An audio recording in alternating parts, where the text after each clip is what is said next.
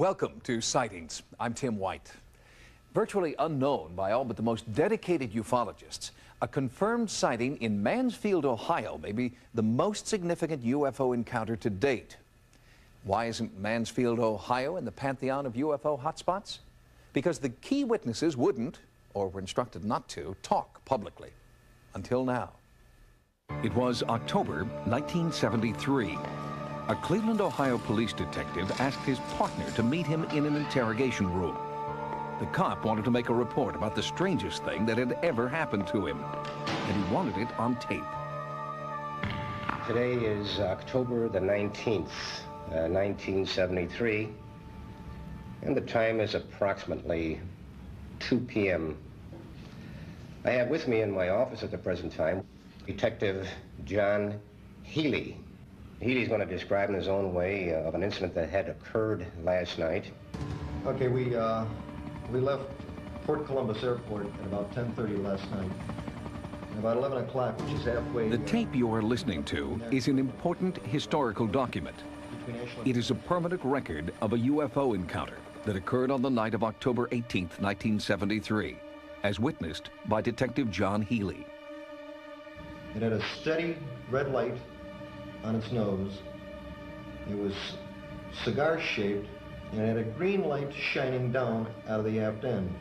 When Detective Healy wasn't on the beat, he was an Army Reserve medic. On the night in question, Healy and 3 other reservists were returning to Cleveland via helicopter from their annual Army physical. Over the town of Mansfield, Ohio, all 4 men made contact with a UFO. Detective Healy now speaks publicly about the incident for the first time in 20 years. We were almost involved in a mid-air collision with an object that was coming out of the east, heading west toward us. I noticed a red light on our port side going south. It was a big red light, but I didn't think anything of it. I thought it would be the port wing of another aircraft. We saw it kept coming at us, and it was a clear night, unlimited visibility. It didn't have any wings. It didn't have any windows, as you would see on a conventional aircraft. Healy was not the only witness. All 4 crew members saw the UFO, and the 2 pilots filed official military reports detailing their versions of the near-deadly UFO encounter. But Healy is the only one who, 2 decades later, is willing to speak out. He described for Sightings what all 4 crew members attested to when they signed this affidavit. This was an object that moved at a very fast rate of speed. It saw us probably before we saw it. It just tracked us because we had all our navigation lights on and running and blinking. And then it started back toward us again. Maybe it had never seen a helicopter at night. The UFO appeared to be threatening the helicopter, maneuvering toward it on a collision course.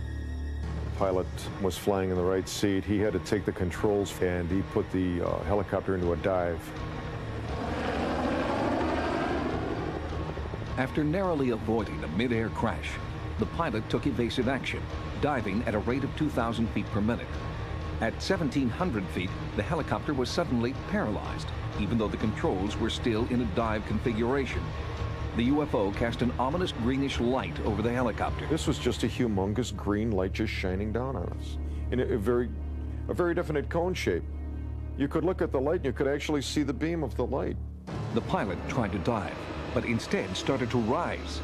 It seemed that the UFO was pulling the helicopter toward it, overriding the aircraft's controls. In regards to our aircraft climbing, while it was in a dive configuration, I didn't feel us being pulled up as in an elevator or a roller coaster. You don't feel the G-force of a dive or a climb. I didn't feel that. It scanned us for that instant that it hesitated over us. It scanned us. Then it took off. After the object went off to the west, the helicopter pilot noted that although he had been in a descent and his controls were in the configuration for a descent, the helicopter had actually risen to 3,800 feet. Jenny Zeidman was part of a research team from CUFOS, the Center for UFO Studies, that investigated the Mansfield encounter for more than 3 years. The interviews, military reports, and diagrams compiled by CUFOS make Mansfield one of the most well-documented UFO encounters ever. My analysis of this case showed that the object was under continual observation for 5 minutes, perhaps even more. Despite the impeccable credentials of the 4 military men, the Center for UFO Studies searched for ground eyewitnesses that could corroborate the sighting, and they found them. The DeLong family was driving on the outskirts of Mansfield when they saw a helicopter hovering in the wake of a UFO. The kids kept hollering, they wanted to stop, they wanted to stop. She finally stopped the car and I jumped out. I remember the whole top of the sky was lit up a dull fluorescent green. I looked out and the helicopter was just sitting there in midair with this object over it. And to be honest, it scared me. I was scared at that time. But it didn't sink in that it was still really something, a UFO.